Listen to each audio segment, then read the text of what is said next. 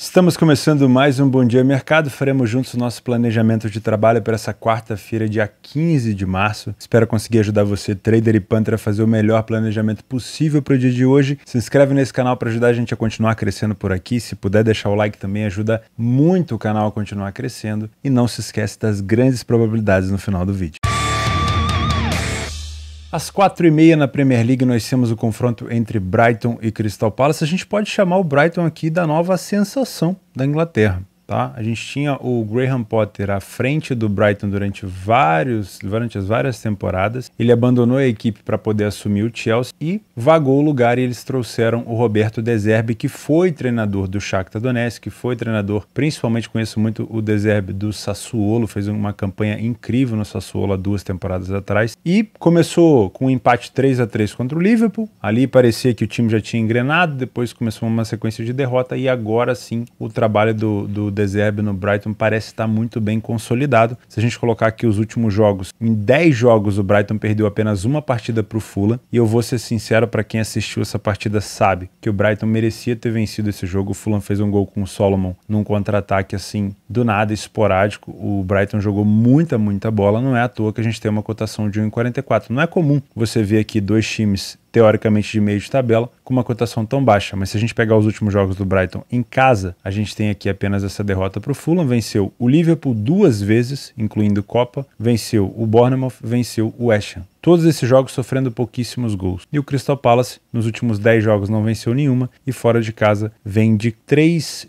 derrotas e um empate. Tá? Então, realmente, esse favoritismo do Brighton, ele se justifica. Porém, quando a gente se aprofunda um pouco aqui no PDF de apoio, a gente consegue ver que o Brighton ainda não tem tão bons números assim, porque ele carrega um mau início do trabalho do De Zerbi e também um resultado já ruim do trabalho do Graham Potter no finalzinho. Tá? Então, por exemplo, o Brighton não é uma equipe que sai tanto na frente do placar, está bem posicionada na tabela, vem tendo uma sequência muito boa, mas os números ainda não são tão bons, porque tem aquela somatória do início do trabalho e do fim do trabalho do outro treinador, falhou em marcar em várias situações e ficou 50% dos jogos sem sofrer gol. Ou seja, tem um ataque que pode melhorar, mas ultimamente tem sido muito bom, e uma defesa relativamente sólida. Tá? O Crystal Palace também não sai na frente com muita frequência, falhou em marcar esses 50% dos jogos, e em 25% dos jogos apenas ele fica sem sofrer gol. Eu tenho uma boa diferença no ataque, mas uma diferença mediana, digamos assim, em gols sofridos. Não dá para identificar no primeiro tempo uma superioridade do Brighton se a gente levar em consideração o que o Brighton fez durante toda a temporada. Porém, se a gente conseguir focar apenas nos últimos jogos e esquecer o que o Brighton apresentava nos jogos passados, a gente pode esperar sim um Brighton muito forte no início do jogo. Porém, utilizando as estatísticas, a gente vê que o Brighton não vence com tanta frequência, mas é um time que perde pouco, toma poucos gols, mas também marca poucos gols. O Crystal Palace vence mais do que o time do Brighton, porém perde um pouco mais, marca um pouco menos de gols e também sofre um pouco menos de gols. No segundo tempo, o Brighton tem melhorado muito, né? Isso, obviamente, também carrega os dados do Brighton antigos. Venceu mais do que o Crystal Palace, continua perdendo menos, marca muito mais gols. Aqui é o dobro de gols do primeiro tempo, reduz um pouco o número de gols sofridos. Já o Crystal Palace reduz o número de vitórias, aumenta consideravelmente o número de derrotas, marca metade dos gols que fez e sofre mais do que o dobro de gols do que sofreu no primeiro tempo. Então, essa cotação do Brighton, ela envolve não só o momento da equipe atual, mas também o péssimo momento que vive o Crystal Palace. Tá? Então, se a gente fosse considerar somente o bom momento do Brighton, talvez essa odd tivesse um pouquinho mais alta, mas essa odd esmaga um pouco mais por conta do momento ruim do Crystal. Se você é trader, eu particularmente não tenho trabalhado nos últimos jogos em back Brighton. Na verdade, eu não tenho conseguido trabalhar jogos do Brighton com muita frequência. Eu consigo assistir depois um compacto, os melhores momentos, tenho gostado muito do que eu estou vendo no trabalho do De Zerbi, mas não tem sido jogos que eu separo para trabalhar, porque geralmente tá o City jogando, o United jogando, o Arsenal jogando, a gente não consegue medir tanto, assim, dividir tanto a atenção. Porém, como nessa quarta-feira o próximo jogo importante é só às 5, você tem meia hora para conseguir acompanhar de fato esse jogo com muito mais atenção. Se você conseguir ver um Crystal Palace completamente recuado, e o Crystal Palace tem essa característica de jogar fora de casa recuado para contra-atacar, mas o Brighton conseguir neutralizar esses contra-ataques, você pode trabalhar aqui esse back Brighton ou um Leão Crystal Palace. Só tomar bastante cuidado caso o Brighton não consiga neutralizar esses contra-ataques, porque, como eu falei, o Crystal Palace é um time traiçoeiro, tá? Muito forte no contra-ataque. Se você é Panther, eu gosto de pensar nessa vitória do Brighton, mas eu tenho meus receios em relação à faixa de odd, porque eu acho que essa odd do Brighton ela tá inflacionada por conta do mau momento do Crystal Palace. Então, se você conseguir pegar essa cotação ao vivo acima de 1,50, 1,60, seria ainda melhor. Talvez 1,60 seria melhor ainda. Então, se você conseguir pegar essa cotação ao vivo acima de 1,60, seria ainda melhor, porque aí a gente elimina um pouco, né, desse risco de uma cotação tão baixa. Se o Crystal Palace começar bem, essa cotação do Brighton vai corrigir ainda mais. E lembrando, o Brighton faz um segundo tempo ainda melhor do que o primeiro. Então, se você quiser explorar a vitória do Brighton na segunda etapa, pode ser uma situação interessante. Outro cenário que pode ser interessante é o over 1,5. A gente tem uma cotação próxima de 1,30 e os últimos jogos entre eles, o 1-1 foi o resultado que mais se repetiu, 1, 2, 3, 4 vezes, e tivemos um 2-1 para o Crystal, ou seja, das últimas vezes que o Brighton recebeu o Crystal Palace na casa dele, 1-1 e 2-1 para o adversário. Então me parece um bom cenário aqui para over 1,5, mas eu tomaria cuidado para pegar esse ambas marcam sim, apesar dele ter se repetido nas últimas situações, porque nesse momento o Crystal Palace passa por um momento pior. Então talvez eu espere mais 2 gols do Brighton do que propriamente um gol do Crystal, mas eu acho que o over 1,5 é um pouco mais tranquilo do que pensar nesse ambas marcam sim. Às 5 horas na Liga dos Campeões, o jogo da volta das oitavas de final, nós temos o Napoli enfrentando o Frankfurt, primeiro jogo na Alemanha, 2-0 para o Napoli, um resultado espetacular que já encaminha um pouco essa classificação do Napoli. Eu acho que seria uma zebra muito grande na temporada que vive o Napoli, com excelente fase do Vitor Kvaratskhelia, com excelente fase do Osimhen, com excelente fase do Lozano também, que pode estar disponível por aqui. Eu acho muito difícil imaginar um Napoli sendo eliminado. Porém, futebol é futebol. Então, na minha opinião, é um resultado muito forte que o Napoli construiu na Alemanha. Vai fazer com que a equipe tenha mais tranquilidade para jogar e a obrigação é toda do Frankfurt. Lembrando, o Frankfurt é o atual campeão da Europa League. Utilizando o PDF de apoio e lembrando que aqui nós temos enfrentamentos diferentes, tá? O Napoli hoje vive uma fase espetacular na Série A, voando com 15 pontos e às vezes até mais na liderança do italiano, com uma campanha espetacular dentro de casa, contra um Frankfurt que não faz uma campanha tão boa fora de casa na Alemanha, mas faz uma campanha boa no geral na Alemanha, tá? Então, por exemplo, a gente tem um Napoli com muito mais iniciativa, sai quase 90% das vezes na frente, um Napoli que falha muito pouco, 8%, e que fica quase metade dos jogos sem sofrer gol, tá? Um excelentíssimo ataque e uma boa defesa. O Frankfurt não sai na frente com tanta frequência fora de casa, falhou pouco em marcar e sofreu gol em todos os jogos. Então temos uma grande diferença aqui, tanto ofensiva quanto defensiva. Como eu falei, né, é de se esperar, o Napoli faz um primeiro tempo melhor dentro de casa, mais gols marcados, menos gols sofridos, apesar do Frankfurt também marcar uma quantidade boa de gols. O Napoli não perdeu nenhum primeiro tempo em casa. O Napoli costuma ter problemas fora de casa. Ele precisa fazer mais esforço para virar jogos. Em casa, geralmente não. Porém, essa informação é sobre a Série A italiana. O Frankfurt é bem dividido entre vitória, empate e derrota no primeiro tempo, mas como eu falei, é um time que consegue marcar gols. No segundo tempo eu tenho uma melhora das duas equipes, o Napoli passa a perder, no primeiro tempo não perdia, mas também vence mais e marca mais gols, e o Frankfurt passa a vencer muito mais do que perder e continua tendo um número de gols elevado, tanto marcando quanto sofrendo. Se você é trader, eu não gosto muito desse cenário, dessa cotação do Napoli para trabalhar a favor por aqui, porque é um time que não precisa vencer. Se você tivesse vencido por 1-0 na Alemanha, já tiraria um pouco da necessidade do Napoli, mas ainda assim o Napoli teria que jogar para frente, né, para não tomar um susto. Mas 2-0 você praticamente passa o bastão da responsabilidade para o Frankfurt ter que resolver a situação. Então não estou dizendo que o Napoli não vai ter a bola, que o Napoli não pode propor jogo, provavelmente fará isso também em alguns momentos, mas você buscar um back Napoli numa situação de placar agregado que já vem de 2-0 é um pouco mais complexo, porque eu não vejo o Frankfurt recuado, eu vejo o Frankfurt vindo para cima, com a faca nos dentes. Com isso, uma marcação mais avançada do Frankfurt, uma marcação pressão mais encaixada do Frankfurt pode fazer com que esse back Napoli seja muito arriscado. Tá bom? Então, se você tem método para trabalhar a correção do favorito ou do super favorito aqui, é mais provável que você encontre alguma janela de superioridade do Frankfurt para trabalhar uma correção do Napoli. Obviamente, sabendo dosar o risco, porque o Napoli tem excelentes jogadores na frente.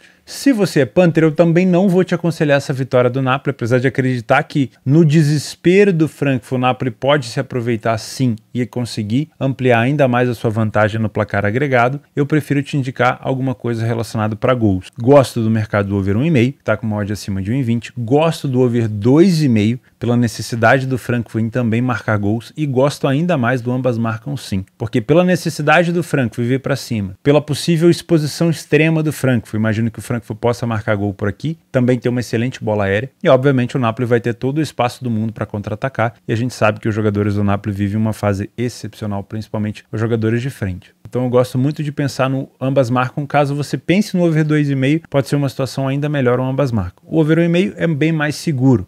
Não vou te indicar a vitória do Napoli, porque essa cotação para mim está muito baixa e o Napoli pode perder até por um gol de diferença. Então, para mim, é um jogo mais para 2 gols no mínimo, podendo ter aqui 3 gols e uma incidência muito grande desse ambas marcam sim. Também às 5 horas na Liga dos Campeões, nós temos talvez o confronto que chame mais atenção no dia de hoje, que é o Real Madrid contra o Liverpool, a reedição da última final, onde o Vinícius Júnior fez o gol e deu o título para o time do Real Madrid. Tivemos outras decisões já com essas duas equipes, eles já se enfrentaram na Champions várias vezes. E olha, o primeiro jogo foi realmente assim de tirar o fôlego. O Liverpool abriu 2-0, o Real Madrid mostrou todo o peso da sua camisa, fazendo 5-2. E se já é difícil para o Frankfurt, por exemplo, tirar uma vantagem do Napoli de 2-0, o Liverpool ter que tirar 3 gols do Real é muito complicado. O Real Madrid pode perder por até 2 gols de diferença. Então é um jogo extremamente complicado, não só para o Liverpool, mas também para a gente de analisar essa partida, né? A gente até pode imaginar que o valor está do lado do Liverpool, mas como é que você duvida de um time como o Real Madrid? A gente até pode imaginar que por conta desses 3 gols que o Real Madrid pode tomar, né? 2 gols no caso, 3 iria para a prorrogação, a gente consiga ver um valor para o lado do Liverpool, mas como é que você duvida da capacidade do Real? É muito difícil nessa competição você duvidar do Real Madrid. É um time que está sempre surpreendendo. E nesse momento o Real Madrid, ele está ao contrário do que vem acontecendo nas últimas temporadas. O Real Madrid, ele não precisa virar o jogo, ele precisa de uma manutenção. Na temporada passada ele teve que virar uma partida espetacular contra o City, dessa vez é um outro time inglês que tem a obrigação de virar contra o Real Madrid. Então é muito difícil. Mas aqui, utilizando o nosso PDF de apoio, lembre-se, confrontos de níveis de enfrentamentos diferentes e com fases diferentes. O Real Madrid é o vice-líder da Espanha com um excelente desempenho dentro de casa e o Liverpool não tem um desempenho forte, aliás, tem um desempenho horroroso fora de casa, não é à toa que tem dificuldade para assumir ali a terceira, a quarta colocação. Vem melhorando, né? Os últimos resultados do Liverpool, principalmente o 7-0 contra o United, chamou muita atenção de forma positiva, mas é preciso levar em consideração que o Liverpool fora de casa não vem fazendo uma temporada tão forte. Real Madrid saiu na frente em 67% dos jogos no Bernabéu, falhou apenas em 8%, e em 25% dos jogos ele ficou sem sofrer gol. Então é uma equipe que tem sofrido gol com alguma frequência, mas são pouco. O Liverpool não sai na frente com muita frequência, isso é um problema, né? Porque se o Liverpool quiser devolver essa desvantagem para o Real, ele precisa sair na frente o quanto antes. Tomar um gol aqui seria uma pá de cal. Falhou em marcar em quase 50% dos jogos e sofreu gol aqui também com uma frequência muito grande. Inclusive sofreu mais gols do que o Real Madrid. Obviamente estou comparando níveis de enfrentamentos diferentes. O Real tem melhores números aqui no primeiro tempo, venceu 50%, não perdeu nenhum, marcou 12 gols, tomou apenas 3, um excelente nível defensivo do Real Madrid. O Liverpool venceu bem menos e perde muito mais do que o Real, quase 50% de derrota no primeiro tempo, com poucos gols marcados e mais gols sofridos. No segundo tempo, mais superioridade do Real Madrid, o Liverpool passa a tomar mais gols, reduz um pouco o número de derrotas, mas também reduz um pouco o número de vitórias. O Real Madrid continua tendo muita superioridade, mas de novo, aqui eu estou falando de níveis de enfrentamentos diferentes, quando essas equipes estão frente a frente, elas são muito parelhas. A gente tem que levar em consideração que hoje o Real Madrid dentro de casa disputando o título, ele tem que vencer as equipes de meio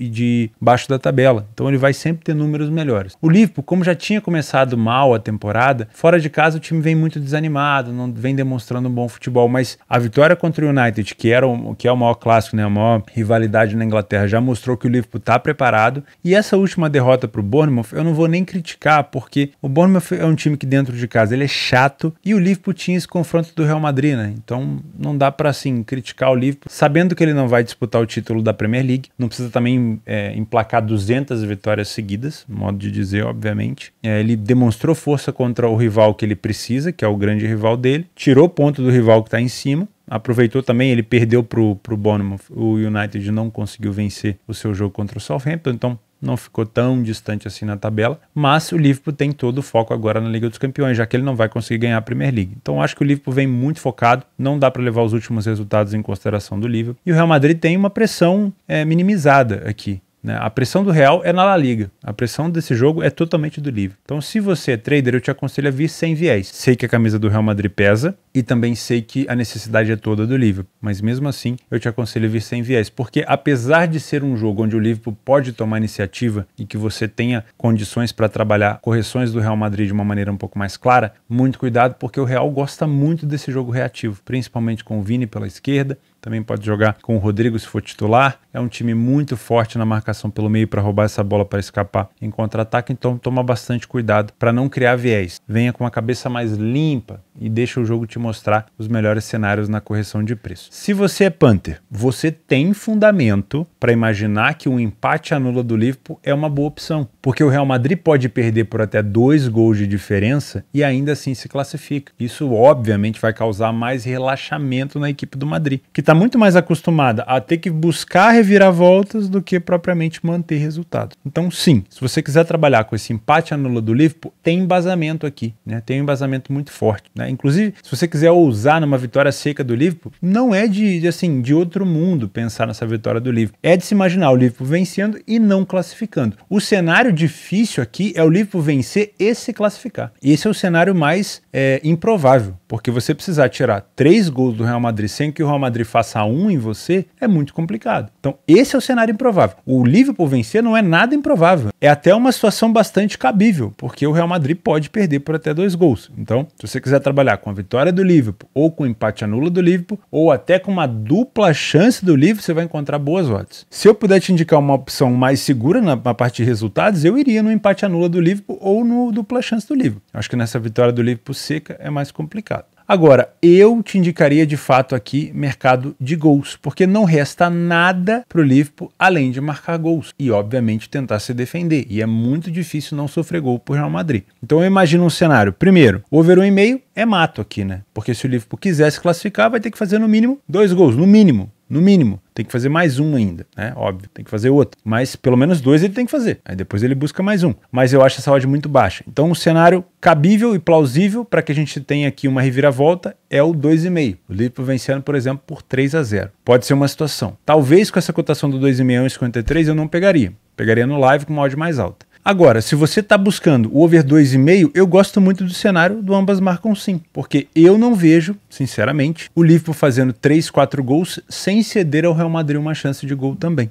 Inclusive, se o Real Madrid sair na frente, você vai minar muito o emocional do Liverpool, ao ponto de fazer com que o Liverpool se desorganize ainda mais. Porque o Liverpool pode sim entrar de forma muito organizada dentro de campo, mas à medida que o tempo vai passando, o emocional vai minando essa organização da equipe. Se o Real Madrid sair na frente, então nem se fala. Então eu gosto muito de pensar no ambas marcam sim, no over 2,5 e numa situação de empate anula para o Liverpool ou um dupla chance para o Liverpool. Se fosse escolher só 2, eu iria no ambas marcam sim e no dupla chance do Liverpool. Talvez com odds mais baixas, mas um pouco mais seguro. É muito difícil o Liverpool passar contra o Real Madrid. Não é impossível, não existe nada impossível, mas é muito difícil que o Liverpool consiga fazer essa quantidade de gols que precisa sem sofrer gol do Real. E o Real Madrid aqui pode sim explorar essa ansiedade do Liverpool, porque à medida que o tempo vai passando, a situação vai ficando cada vez mais tranquila. Seria muito decepcionante se um jogo com tanta expectativa como esse fosse 0-0. Tomara que não. Tomara que não. Não só para quem aposta, mas também para quem assiste. Seria um jogo assim bem fraco. Se fosse 0-0 seria um resultado assim bem inesperado e bem chato para um jogo tão com tanta expectativa como esse. Se você quiser pegar algo no mercado de resultados, dupla chance do Liverpool. Bem seguro, na minha opinião. Apesar de saber que o Real Madrid tem camisa para vencer esse jogo, mesmo sem precisar. E ambas marcam sim. Eu acho que eu prefiro do que um over 2,5. Eu vejo esse jogo ficando 1-1, por exemplo, e o Liverpool não conseguindo marcar. Courtois, se estiver disponível, é um goleiro muito, muito chato. O Liverpool sabe muito bem disso. Às 9h30, na decisão da pré-Libertadores, nós temos o Atlético Mineiro contra o Milionários. Sinceramente, é um jogo onde o Galo tem que vencer. Esse jogo não só vale a classificação para a fase de grupos, mas também vale em torno de 21 milhões de reais em premiações acumuladas da Conmebol. Então é muito importante essa grana. O Atlético conseguiu empatar o primeiro jogo fora 1-1. Eu acho que é o grande favorito. Gosto muito de pensar nessa vitória do Galo. Gosto de pensar em gol no primeiro tempo. porque o Galo geralmente começa de uma maneira muito forte o jogo. Dependendo da postura do Milionários, a gente pode ter um Atlético empurrando a equipe para cima. Gosto de pensar também nesse over 1,5, porque se o Galo sair na frente, a gente vai ter uma equipe adversária saindo e dando muito espaço, então gosto demais de pensar nesse 1,5. Se você quiser trabalhar também com essa vitória do Galo, é interessante, seria um grande vexame para o Atlético ser eliminado aqui na pré-Libertadores. Então, vitória do Atlético Mineiro, gol no HT e over 1,5 para mim são situações bem interessantes para você observar por aqui. Se você é Panther, obviamente. Se você é trader, você pode pensar nesse back Galo ali por volta de 1,40 se você conseguir encontrar de fato uma superioridade do time do Atlético empurrando o Milionários para trás. Aí sim, seria interessante com uma marcação-pressão bem encaixada. O mercado provavelmente terá liquidez por conta do horário do jogo, que é um jogo mais isolado. Então, se a gente tiver aqui um Galo sendo de fato superior, o mercado vai estabilizar e vai te dar essa oportunidade. Agora, se o Atlético estiver fazendo um jogo de trocação, dando espaço para o adversário para poder correr em velocidade, aí eu não gosto. Aí eu ficaria de fora do match odds e trabalharia só gols. Tá bom? Falando em gols, os jogos disponíveis para gols dessa quarta-feira, nós temos aqui na Copa da Rússia o Zenit contra o Dinamo Moscou. O Zenit está fazendo uma temporada absurdamente boa. Provavelmente aqui vem para vitória e também acho que é um jogo interessante para gols. Tá? Pode ser um jogo interessante aqui até para um over 2,5, mas ambas marcam sim. Pode ser bom e principalmente o over 1,5. Gols no HT também é bem interessante. Na terceira divisão da Alemanha, o Mannheim pega o Ingolstadt. Também gosto aqui de gols no HT, né? Um gol no primeiro tempo e o over 1,5. O Dinamo Dresden contra o Duisburg, também na terceira divisão da Alemanha, mesma coisa. Gosto de gols no HT e over 1,5. Saarbrücken e Beirut. Saarbrücken tem um ataque bem interessante. Também gosto de situações para over 1,5 e over HT, mas aqui também pode caber ambas marcam. E por último, o Freiburg 2 contra o RN Wiesbaden. Também gosto de pensar aqui no over 1,5 e também pode ser um jogo interessante para ambas marcam sim. Nos jogos extras dessa quarta-feira, nós temos o Dinamo de Zagreb, que perdeu na última partida. A gente tinha trago aqui como opção, ele perdeu para o Šibenik, que é uma equipe que estava lá embaixo na tabela. O Šibenik é o 9º colocado, agora vai pegar um Istra que é o 8º, tem a possibilidade de novo de ser favorito, então dá para tentar buscar alguma coisa aqui nessa vitória do Zagreb. Às 14 horas nós temos o jogo adiantado da Conference League entre Istambul, Başakşehir e o Gent. O primeiro jogo entre eles foi 1-1. Sinceramente eu não tenho acompanhado muito de perto o Başakşehir, que já foi campeão da Turquia algumas temporadas atrás. Também não tenho acompanhado o Gent, tenho acompanhado o Genk, não o Gent. Então pode ser um jogo para correção de preço. Se você tem mais conhecimento, quiser ajudar a gente aqui nos comentários, por favor. Às 16h30, o Southampton contra o Brentford. O Brentford faz uma excelente campanha dentro de casa, mas como visitante não consegue vencer tanto. E o Southampton vem de um empate 0-0 contra o Manchester United fora de casa e dentro de casa só venceu 2 partidas. Então, o Southampton é péssimo dentro de casa, o Brentford é bem ruim fora de casa. Também pode ser um jogo aqui para correção de preço. Na segunda divisão da Inglaterra, na Championship, nós temos o líder Burnley, que está praticamente já classificado de volta para a primeira divisão. Um dos melhores visitantes vai pegar o Hull City, que não é um bom mandante, mas também não é um mandante ruim. É meio termo ali, né? Meio de tabela. Dá para trabalhar também correção de preço. Às 19 horas na Copa do Brasil, nós temos o Ituano contra o Ceará. O Ituano acabou de eliminar a equipe do Corinthians lá na Arena Corinthians. A cotação do Ceará aqui tá 2,12. Pode ser um jogo bom para ficar de olho nesse dupla chance do Ceará, nesse empate anula do Ceará. O Ceará, na minha opinião, é um pouco mais time, mesmo estando na segunda divisão do Brasileirão. Pode ser um jogo interessante, mas não duvide de Ituano, tá? Se o Ituano conseguiu segurar o Corinthians, enfim. E às 20 horas nós temos Botafogo e Brasiliense. A odd do Botafogo é 1,20. Pela fase que vive o Botafogo, não sei se eu gosto dessa cotação, mas o Botafogo tá pressionado, precisa vencer, já foi eliminado do Campeonato Carioca dos playoffs, vai disputar a Taça Rio, que é a consolação, então não gosto de pensar nessa vitória do Botafogo 1,20. Se tivesse um pouco mais alto, aí seria interessante. E por último, também na pré-Libertadores, o Independiente Medellín pega o Magallanes, que eliminou a equipe do Always Ready. O Magallanes vem com uma cotação alta de 7 contra o Medellín, que vai começar 1,50. O primeiro jogo foi 1-1 entre eles, então cuidado. É bom lembrar que quando o Magallanes enfrentou o Always Ready fora de casa, ele venceu, mesmo com toda a altitude. Então aqui, por mais que o Medellín seja favorito, muito cuidado, porque o Magallanes já surpreendeu outras equipes. Enfim, essa cotação pode estar baixa demais, pode ser um jogo até para correção aqui do favorito. Então é isso, meus amigos, eu vou ficando por aqui. Muito obrigado pela audiência, pela tua companhia. Se inscreve no canal se você não é inscrito ainda, deixa o like que ajuda bastante o canal. Não se esquece de participar do sorteio de uma banca de R$30 todos os dias nos comentários. No primeiro comentário fixado eu te explico como. E não esquece também de participar dos sorteios aqui de moletons, camisetas, bonés e bancas de R$1.000. No primeiro link da descrição do vídeo tem uma página que vai te explicar todo o regulamento. Um grande abraço e fica com Deus.